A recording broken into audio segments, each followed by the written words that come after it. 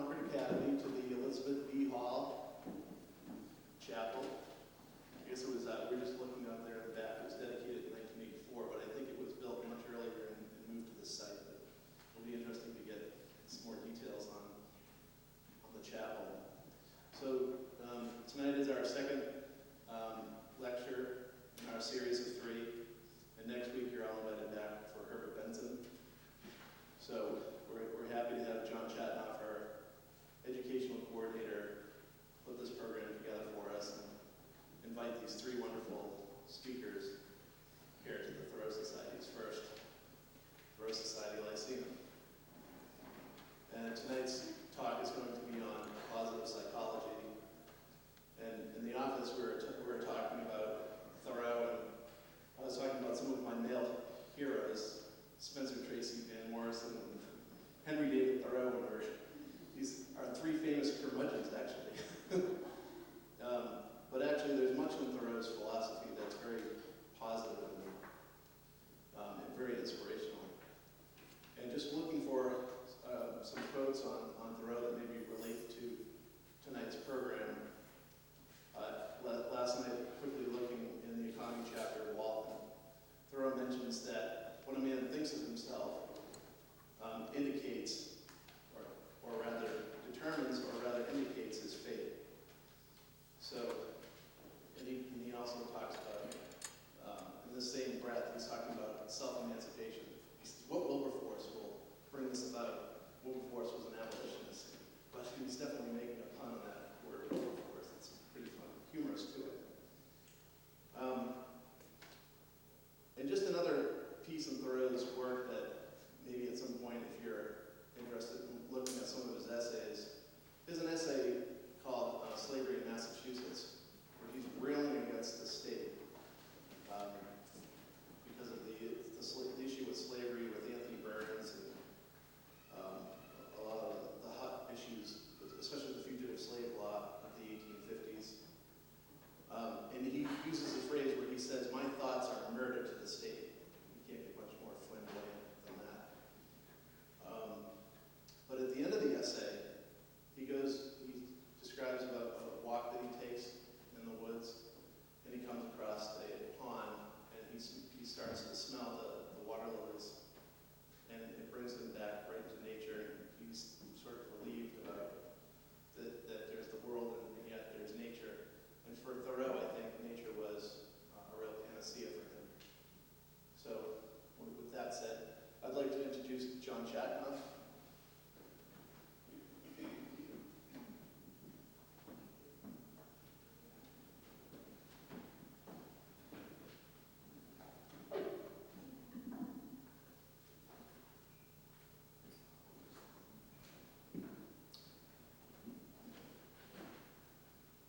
Welcome, everyone, and thank you for coming. Over the course of several years, Thoreau played an active role in running Concord's Lyceum. In the fall and winter of 1841, among his list of 18 speakers were Emerson, James Freeman Clark, Horace Greeley, Theodore Parker. He paid the lesser-known speakers $10 each. He gave $3 to Parker, and he persuaded the others to donate their services, which Emerson did 3 times. Thoreau received $109.20 from Lyceum Treasury, and returned $9.20 after paying for rent, light, and heat. And afterward he boasted, "How much might be done for a town with $100? I myself have provided a select course of 25 lectures, we'll catch up next year, for a winter together with room, fuel, and lights, for that sum which was not so inconsiderable benefit to every inhabitant." Well, this year we've managed to do the same. Well, not exactly the same, but keep in mind there is a little recession. But actually, when you think about it, the same is true in measure. Because in Thoreau's series, the speakers invited to be with us this year bring with them the wisdom gained by years of experience, cultivating their own particular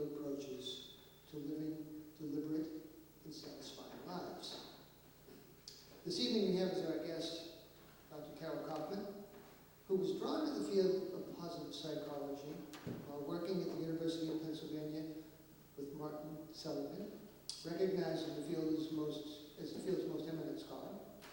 Since then, Dr. Kauffman has invested her professional life in the scientific study of happiness, both of individuals and of their communities. Dr. Kauffman is assistant clinical professor at Harvard Medical School, founding director of the Coaching and Positive Psychology Initiative at McLean Hospital, a member of the Department of Psychiatry, Harvard Medical School, and co-editor-in-chief of Coaching, an international journal of theory, research, and practice.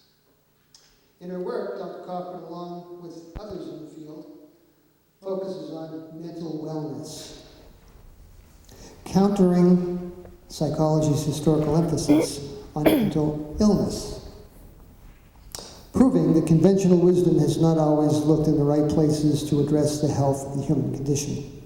Far too often, we ourselves look for what might seem the largest and most obvious causes of our discontent, if not quiet desperation, as Thoreau put it, when in fact the resolutions may lie in those aspects of our lives that are far less pronounced.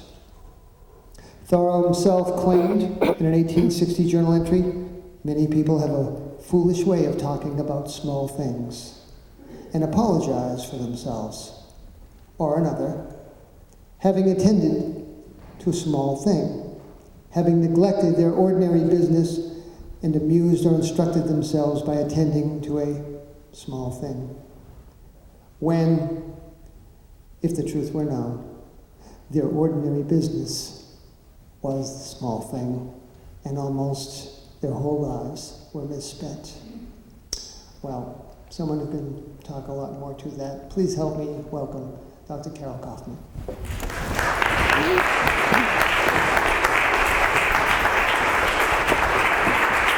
Hi. Hi, everybody. I'm Carol. It's nice to see you. I'm glad you're here.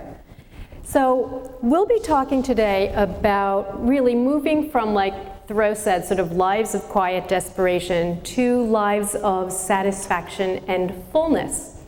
And there's a quote by Thoreau that I think is very powerful, where he talks about that you'd hope that at the end of your life you wouldn't look back and discover that you hadn't lived it.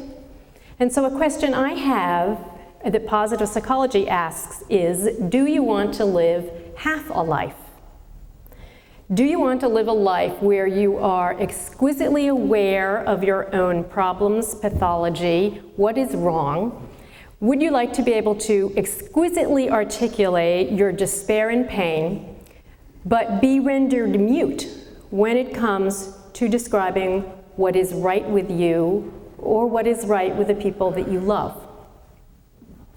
So positive psychology is trying to redress that reversal of focus, the way that we are naturally drawn to what is negative, and that we tend to gloss over and overlook what's positive.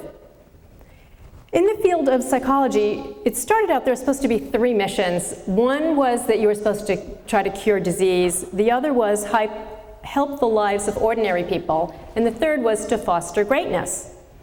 And what's happened is we've done really well, or pretty well, at the disease part, but the other parts got really left to sort of self-help gurus and people who would come up with ideas that really weren't based in a solid understanding of how we worked.